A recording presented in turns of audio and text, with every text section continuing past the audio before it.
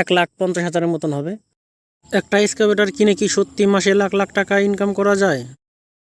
প্রতিদিন 14,000 টাকা ইনকাম। যারা আসলে ভাবেন যে বেকু গাড়ি দিয়ে আসলে প্রতিদিন 14-15,000 টাকা করে ইনকাম, তাদের জন্য এই ভিডিও। আপনি যদি ব্যবসা করতে চান বেকু গাড়ি দিয়ে, তাহলে আমার এই পুরো ভিডিওটা দেখলে আপনি আপনার সেই ধারণাগুলো সব আপনি বুঝতে পারবেন যে আসলে একটা বেকু গাড়ি দিয়ে কত টাকা ইনকাম করা যায়, বা আসলে যে 14,000 টাকা করে প্রতিদিন ইনকাম হয় ঠিক আছে, কিন্তু আসলে মালিক কত টাকা পায় আর কত টাকা খরচ হয়, এই সব জিনিস আমরা আমার এই ভিডিওতে তুলে ধরার চেষ্টা করব। সবাই দেখুন। এই যে গাড়ি আমাদের মাঝে সব চলে আসে, তো গাড়ি চালাই আর আপনাদের মাঝে। এই বেকু গাড়ি ব্যবসা করতে গেলে আপনাকে 3টি ধাপের মধ্য দিয়ে যেতে হবে। প্রথম ধাপ হচ্ছে আপনার টাকা ইনভেস্ট, আপনার গাড়ি কিনা লাগবে। তারপরে দ্বিতীয় ধাপ হচ্ছে সেটা আপনি যদি নিজে কাজ ধরতে পারেন তাহলে সেটা কাজ ধরতে হবে, অথবা কন্ট্রাক্টরের কাছে ভাড়া দেওয়া লাগবে। আর তৃতীয় যেটা হচ্ছে সেটা হচ্ছে গাড়ির আপনার মেনটেনেন্স করে আপনার কত টাকা আপনার হাতে থাকে বা ক্যাশ জমা থাকে, সেটাই হচ্ছে মূলত ইনকাম। তাহলে আমরা প্রথমে আসি গাড়ি কেনার জন্য। মূলত আপনি যদি একটা 3 পয়েন্ট গাড়ি কিনতে চান, তাহলে মোটামুটি ভালো কন্ডিশন গাড়ি পেতে হলে আপনাকে তাও 27 থেকে 28 লাখ টাকা ইনভেস্ট করতে হবে। আর এই ব্যবসাটা আপনি দুইভাবে করতে পারেন।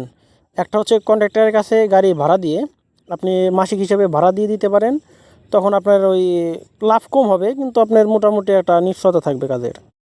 আর একটা হচ্ছে আপনি নিজে কাজ ধরবেন, ঘন্টা হিসেবে ভাড়া নেবেন, আপনার এটার প্রতি বেশি পরিশ্রম দেওয়া লাগবে, এতে মোটামুটি লাভ ভালো হবে। আসুন দেখি আপনার কত টাকা ইনকাম হয়, এটা হিসাব করি এখন।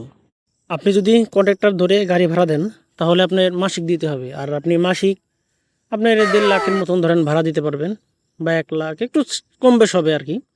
আপনার এটা দিলে 240 ঘন্টায় মাস ধরে এই হিসাব করে আপনার ঘন্টা পরে প্রায় 650 টাকা, এরকম 650 টাকা করে ঘন্টা পড়বে আপনার। এটা কিন্তু সম্পূর্ণটা ইনকাম না, এর ভিতরে আপনার গাড়ি যাবতীয় খরচ যেগুলো আছে সেগুলো আপনাকে দেখা লাগবে, মানে এই খরচের ভিতর থেকে বহন করা লাগবে।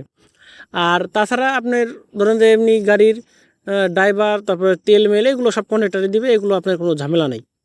যদি যেগুলো 8 ঘন্টা করে হয় তাহলে 6 ঘন্টা এই 600 টাকা করে হলেও আপনার 800-840, এই 4800 5,000 টাকা করে ইনকাম করতে পারবেন যদি গাড়ি ভালো মতন চলে। আর এখন আসি, আপনি যদি নিজে কাজ ধরে কাজ করেন তাহলে আপনি ঘন্টায় 1400 থেকে 1500 টাকা ঘন্টায় খাটাতে পারবেন।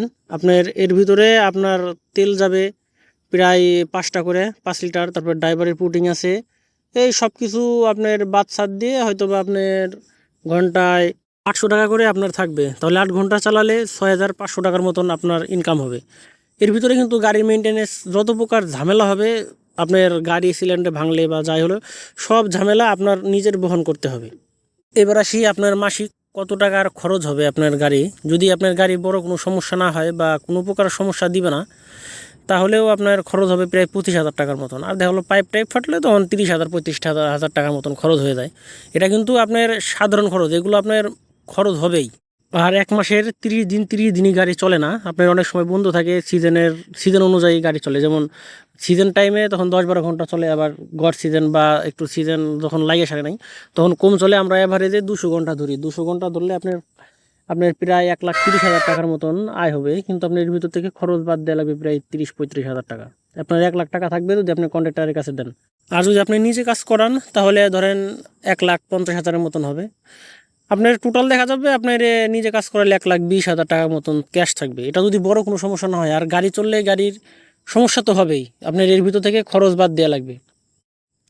এখন কারা কারা এই গাড়ির ব্যবসা করতে ইচ্ছুক তারা আমার কমেন্ট বক্সে জানিয়ে যান। আর এই ধরনের অনেক ইনফরমেটিভ ভিডিও পেতে অবশ্যই চ্যানেলটা সাবস্ক্রাইব করে যাবেন। এই তো মোটামুটি আপনার সিজন টাইমে প্রায় 1,20-30,000 টাকা করে ইনকাম করতে পারবেন যদি আপনার গাড়ি বড় কোনো সমস্যা না হয়। আর এটা কিন্তু সিজন সারা বছর চলে না, এটা কিন্তু আপনার ধরেন যে 7 মাস চলে আর 4-5-6 মাস বন্ধই থাকে। এখন আপনাকে বলি, আপনার ব্যবসা করা আপনার জন্য ঠিক নাকি ভুল। মূলত আপনি যদি গাড়ির ব্যবসা সম্পর্কে আপনার ধারণা না থাকে, বা এই ব্যবসা সম্পর্কে আপনার ধারণা না থাকে, বা আপনার পূর্বের কোনো অভিজ্ঞতা না থাকে, তাহলে আপনি একা গাড়ি কিনে এই ব্যবসা করতে গেলে আপনি লস খাবেনই।